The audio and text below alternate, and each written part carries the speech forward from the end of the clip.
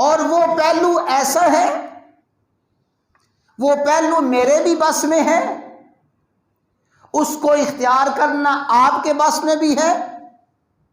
ہر امیر اور ہر غریب اس پہلو کو اختیار کر کے اپنی معاش کے بے شمار مسائل کو حل کر سکتا ہے۔ وہ پہلو ایسا نہیں ہے جس کے لیے جلوس نکالنا پڑے، وہ پہلو ایسا نہیں ہے جس پہ عمل کرنے کے لیے احتجاج کرنا پڑے، واویلا کرنا پڑے، بلکہ یہ وہ حل ہے معیشت کی مضبوطی کا، روزی اور روٹی کی بے فکری کا۔ ایسا پہلو ہے جس پہلو کو ہر انسان اختیار کر سکتا ہے۔ بس ذرا اس کو سمجھ لیں، اللہ تعالی ہمیں سمجھنے کی، عمل کرنے کی توفیق عطا فرمائے۔ مختصراً انداز میں چند باتیں اس پہلو سے عرض کرنی ہیں۔ پہلے آیت کریمہ سنیں۔ اللہ تعالیٰ نے اہل ایمان کے اوصاف اور اہل ایمان کی عادات، اہل ایمان کے اطوار اور شمائل بیان فرمائے، اور اہل ایمان کا اللہ تعالیٰ نے ایک طریقہ اور اہل ایمان کا اللہ تعالیٰ نے ایک طرز زندگی یہ بیان فرمایا، والذین اذا انفقوا، کامیاب بندے،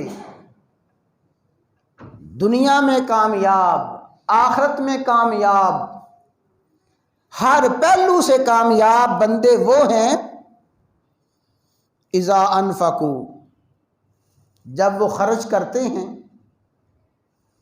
لم یسرفوا، خرچ کرنے میں حد سے نہیں بڑھتے، خرچ کرنے میں اسراف اختیار نہیں کرتے، ولم یقتروا، اور نہ ہی خرچ کرنے میں بخل کرتے ہیں۔ لم یسرفوا، نہ حد سے بڑھتے ہیں خرچ کرنے میں، اور خرچ نہ کرنے میں بھی حد سے نہیں بڑھتے۔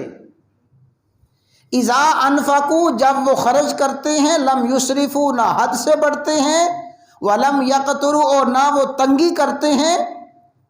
کیسے خرچ کرتے ہیں؟ وَكَانَ بَيْنَ ذَلِكَ قَوَامًا، اس کے درمیان وہ خرچ کرتے ہیں۔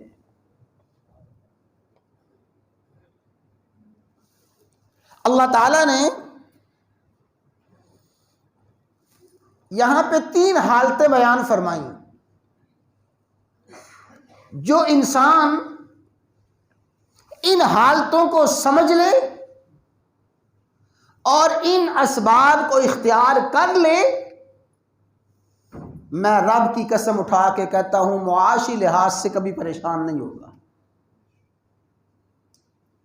لم یسرفوا ایک حالت، ولم یقتروا دوسری حالت، وَكَانَ بَيْنَ ذَلِكَ قَوَامًا یہ تیسری حالت ہے۔ گویا اللہ تعالیٰ نے اس آیت کریمہ میں معاش اور معیشت کے بے شمار اسباب میں سے اور بے شمار حل میں سے ایک حل یہ بیان فرمایا کہ جو شخص اپنی معیشت کو، اپنے معاش کو، اپنے روزگار کو مضبوط کرنا چاہتا ہے، وہ اسے اختیار کر لے۔